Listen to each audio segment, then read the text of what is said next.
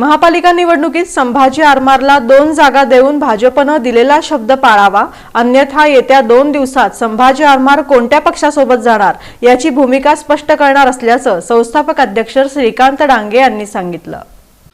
सोलापूरची लोक चळवळ म्हणून ओळखल्या जाणाऱ्या संभाजी आरमार या संघटनेची स्थापना 17 वर्षांपूर्वी अर्थात छत्रपती संभाजी महाराज यांच्या जयंतीदिनी 14 मे 2008 रोजी संस्थापक अध्यक्ष श्रीकांत बापू डांगे यांनी कार्याध्यक्ष शिवाजी तात्या वाघमोडे आणि आपल्या इतर सहकाऱ्यांसमवेत केली। छत्रपती शिवरायांचा विचार आणि त्या विचारांसाठी छत्रपती शंभूराजांनी दिलेलं बलिदान यांना प्रमाण मानून संभाजी आरमारची वाटचाल सुरू झाली।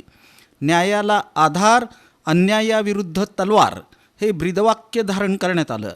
सुरुवातीला छोटे मोठे कार्यक्रम, वेगवेगळे उपक्रम, जनसामान्यांच्या जिव्हाळ्याच्या प्रश्नांवर आवाज उठवत आक्रमक आणि अनोख्या पद्धतीनं केलेल्या आंदोलनांमुळे जनमानसात संभाजी आरमारची विश्वासार्हता निर्माण झाली।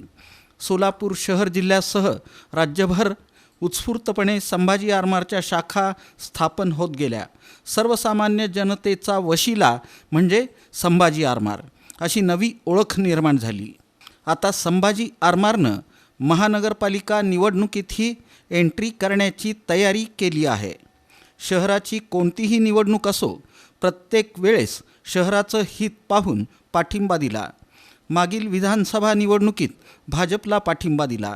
शहरातील भाजपचे 3ही आमदार, यामध्ये आमदार विजयकुमार देशमुख, आमदार सुभाष देशमुख आणि आमदार देवेंद्र कोठे यांच्याशी चर्चा करताना महानगरपालिका निवडणुकीत संभाजी आरमारला 2 जागा देण्याचा शब्द दिला गेला। या निमित्तानं निवडणुका जाहीर झाल्यापासून 3ही आमदारांशी आम्ही चर्चा केली, मात्र अद्याप काहीच हालचाली दिसत नाहीत।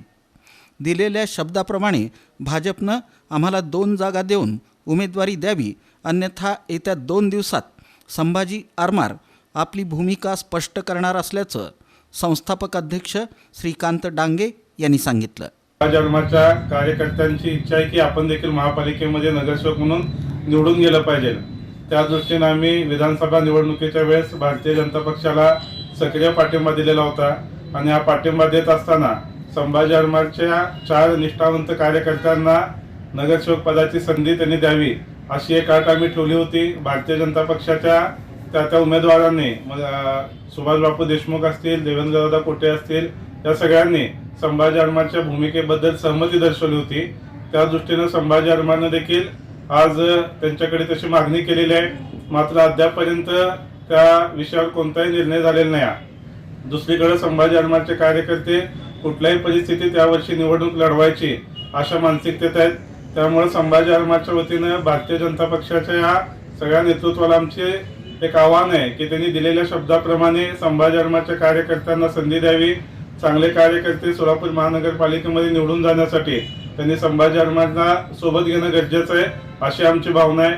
भारतीय जनता पक्षाने जर याचा विचार नाही केला तर संभाजी आरमारला देखील अन्य पर्यायांचा विचार करावा लागणार आहे, कारण कार्यकर्ते वर्षानुवर्ष तयारी करत असतात, त्यांच्या इच्छा अपेक्षा तयार झालेल्या असतात, लोकांमध्ये तशा पद्धतीची चर्चा झालेली असते। कार्यकर्त्यांचा हिरमोड न होण्यासाठी येत्या 2 दिवसात संभाजी आरमार कोणासोबत जाणार याचा निर्णय आम्ही जाहीर करू आणि निश्चितपणे 16 जानेवारी 2026 या दिवशी किमान संभाजी आरमारचे 2 तरी कार्यकर्ते नगरसेवक म्हणून निवडून आलेले दिसतील। संभाजी आरमार हा सामाजिक चळवळीचा एक ब्रँड बनलेला आहे। आपला प्रश्न संभाजी आरमारकडे घेऊन गेल्यानंतर तो निश्चितपणे सुटणार याची खात्री आता सर्वांनाच झाली आहे।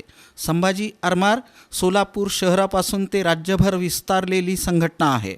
विशेष म्हणजे आपले रीतिरिवाज, धर्म, संस्कृती आणि परंपरा जोपासण्याचं महत्त्वाचं काम संभाजी आरमारकडून केलं जातं।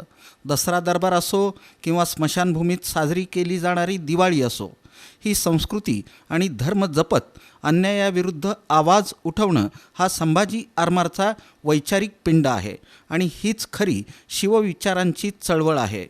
सर्वसामान्यांची जी कामं आपले लोकप्रतिनिधी देखील करू शकत नाहीत ती कामं संभाजी आरमारचा साधा कार्यकर्तासुद्धा चुटकीसरशी करू शकतो ही ताकद निष्ठावान मावळ्यांच्या जीवावर आज तयार झाली आहे.